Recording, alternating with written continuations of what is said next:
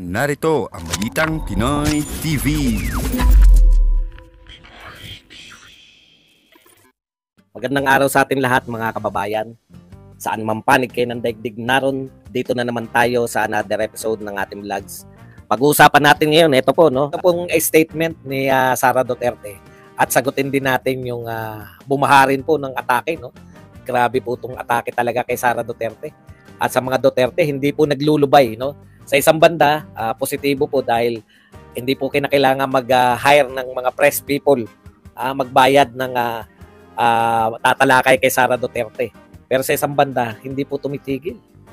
Ang tapang po ng statement na to, parang ibang klase na po. Parang kung susuriin nyo mabuti itong statement ni VP Sara Duterte, iba na po, no? Nasa ibang level na tayo. Wala pong deklarasyon na talagang hindi na po siya umaasa sa dito po sa mga House of Representative at sa iba pa, no?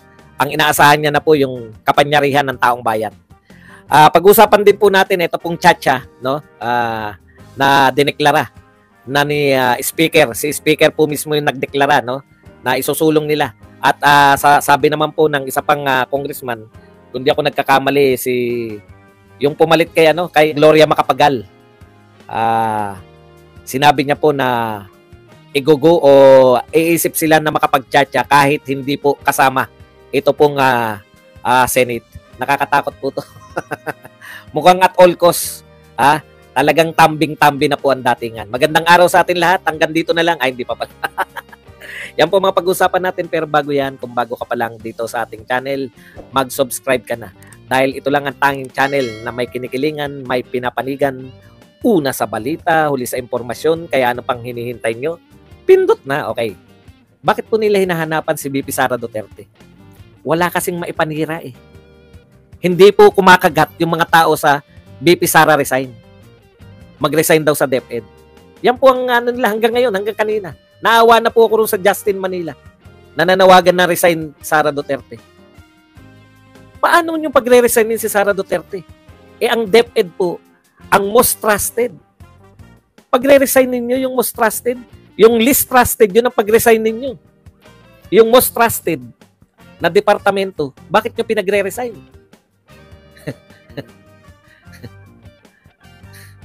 Yan yung sinasabi natin eh. Walang naniniwala, top performing, bukod sa most trusted. Nag-aaksaya kayo, panay-promote ninyo, picture dito, bigay ng tulong dito, no? Bigay ng mga tulong card, 20 pesos na bigas, malalaking pangalan, malalaking muka, MR, wala pong epekto sa tao yan. Mahal ng mga tao yung mga Duterte.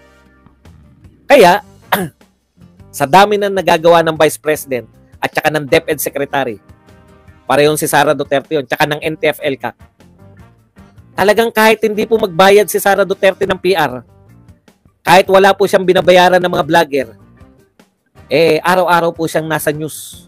Kasi araw-araw pong may naninira sa kanya.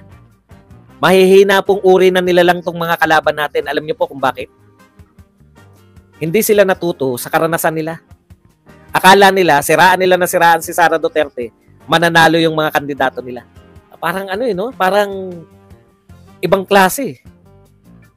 Okay, sa usapin, eto po, basahin po natin. Ito, mabigat tong sinabi ni Sara Duterte na po. Maraming salamat sa lahat ng Pilipino na sumuporta at nakisalaban sa laban ni Dr. Lorraine Badoy and Jeffrey K. Eric Celis. Sa una pa lang po, pansinin niyo po yung wordings ni Sara Duterte. Nakiisa sa laban, hindi po nakiisa na sumuporta, no? Sa pagkakakulong, laban. Unang statement pa lang. Maraming salamat sa mga Pilipinong nakiisa sa laban. Laban na to. Yan po yung pinahiwatig niyan. Okay. Pinakulong sila Eric Badoy, etc. Kahanga-hanga ang tapang at tatag na pinamalas nila Dr. Badoy at Ka Eric. Kaya magkakaroon kayo na ideya kung saan tayo patungo eh. Mga kapatid, ito po ang tunguhin ngayon. Nagbibigay na po ng direksyon ang ating leader, si Vice President Sara Duterte. Sa mga nalilito pa rin po, ito na po yung mga direksyon na binibigay sa atin. Laban. Kahangangan, tapang at tatag na pinamalas nila Dr. Badoy at Ka Eric para ipaglaban ang ating karapatan at itaguyod ang ating saligang batas. Lumalaban tayo para sa ating karapatan at saligang batas. Simbolo sila ng ating bayan na naninindigan ng tama at naninindigan para sa tama. So, sino po yung sinasabi ni Sara Duterte? Bayan. Bayan po. Si Eric at si Badoy sumisimbolo sa bayan na naninindigan sa tama. So, meron pong bayan na naninindigan sa tama. Kung may naninindigan sa tama, malamang yung mga nagpakulong sa kanila, yun yung naninindigan sa mali. Okay, tuloy po natin pagbabasa. Una na nagpakita ng katapangan at katapatan sa bayan sina Dr. Badoy at kay Eric bilang bahagi ng matagumpay na kampanya ng Duterte administration laban sa terorismo ng insurgensiya sa ilalim ng National Task Force to End Local Communist o NTF-ELCAC. Yon, si Dong Gonzales. Kinikilala natin ang mga magigiting na retired Philippine Military Academy alumni at mga dating miyembro ng Armed Forces of the Philippines na naglabas ng matapang na panawagan para sa pagpapalaya ng dalawa. So pinasalamatan, kinikilala natin ang mga PMA alumni. Marami po sumusuporta. Ngayon po, 400 na yung nakapirma. 400 na po. Na dating PMA, dating mga sundalo. Hindi ko alam kung mga dating sundalo, malamang kasalukuyan.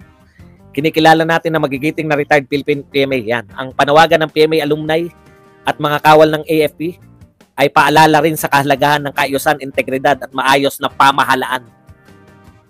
Kung nananawagan tayo ng maayos ng pamahalaan kasama nitong mga PMA alumni at mga retired at mga kawal ng AFP, ibig sabihin, sa kasalukuyan, nakikita ni BP Sara na merong hindi kaayusan sa pamahalaan.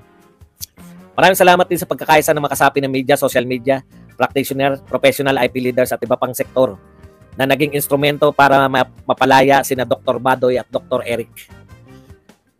Ito po ang pinaka-importante sa sinabi ni Sara Duterte, kapit lang po tayo.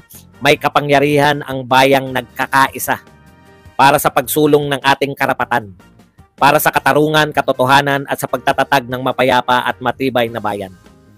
So hindi na po ito yung nagkakaisang mga tauhan ng pamahalaan. Nang sinasabi niya bayang nagkakaisa para sa pagsusulong ng ating karapatan. Hindi po na natin, no? Kung gusto po natin maisulong yung ating mga karapatan, katarungan, katotohanan at pagtatatag ng mapayapa at matibay na bayan, ang kapartner po natin, ang kapangyarihan po natin ay ang kapangyarihan yung bayang nagkakaisa. House of Representative lang yung kikilos at magtsatsatsya. Antindi nyo. Ano sabi ni Senator Amy? Paulit-ulit na. Ang kukulit. Ilang beses na rin na-reject ng Senado. Kaya pala magsasarili na lang sila. Nung tinanong po si Senator Amy, may makulit din na reporter, bakit po kaya? Bakit po kaya nila gustong isulong? Alam niyo po sagot ni Senator Amy? Ay baka merong gustong maging Prime Minister na hindi manalo. Dapat yun, future tense na hindi mananalo sa pagka-presidente. Mali lang po ng tenses. Kasi marami na nagtatanong nagsusuri-suri, sino ba yung gusto maging Prime Minister? Para namang hindi nyo alam. Nagkamali lang ng pagkakabanggit ng present tense at past tense at future tense si Senator Amy. Ang ibig niyang sabihin, ako na magtatama ng future tense ni Senator Amy. Simple lang po ang sinasabi ni Senator Amy. Baka mayroong gustong maging Prime Minister na hindi mananalo sa pagka-presidente. Nariyan na lahat Alam niyo po, gumagastos yung mga yan, no? Gumagastos yan sa mga survey. Yang mga politiko, alam po nila yan. Pag marami kang pera, imposible pong hindi mo gamitin yan sa survey. Teka lang po.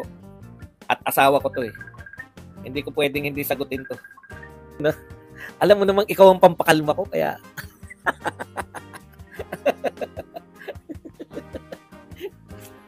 Pasensya.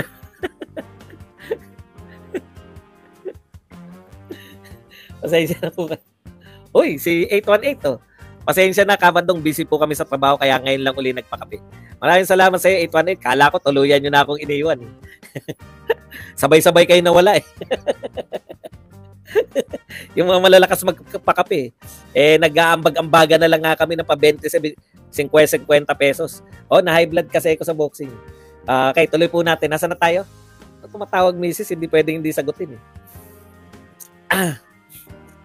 Walang gastos kasi pag na-high blood ako, tinatawagan ko lang misis ko. Nagpapakalma ako. Hindi matawagan. Lalo ako na high blood. Kakalmahin lang ako ng misis ko. Alam niya ako, patatawanin. Yun lang kailangan ko. Kanina may napanood ako, naglilipat ako na. Once na napatawa na ako, okay na. Okay. Teka muna. Balik na tayo. Ano ba? Asa na tayo? Kay Senator Amy. Ito po ang sagot ni Senator Amy, no? Yun na nga. Putya, balimbing ako. Opo. Dati kong kwadro alas, ngayon Duterte na ako. Okay, balikan po natin yung sinasabi ni Senator Amy. Simple lang po yung sinasabi ni Senator Amy. Kaya gusto magtsatsa. Wala na pong ibang dahilan eh.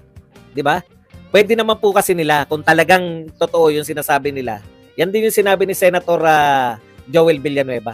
Bakit hindi po muna nating hayaang mapatupad ng ma-implement yung mga meron na silang mga bill, economic bill, na naging batas na. Bakit hindi na lang nila hintayin na mag-effect muna? Bakit nagmamadali? Nagmamadali po lahat eh. Hindi nyo ba napupuna? Ngayon na lahat. Very busy po. Very busy po ang House of Representatives. Palubog po ng palubog ang House of Representatives. Alam na alam mo yung punteriya nila eh. Duterte. Yan po eh. Duterte, Sara Duterte, Tatay Digong. Tapos SMNI, damay lang po yan dahil dyan nagsasalita si Tatay Digong. Gusto nilang tanggalan talaga ng tanggalan nila si Tatay Digong ng para hindi na mapakinggan. Ito na nga mga kabalita. Ano na ang masasabi nyo patungkol sa balitang ito? Please comment down below mga kabalita. Pag-usapan natin yan sa comment section. At kung di ka pa nakasubscribe sa ating channel, baka naman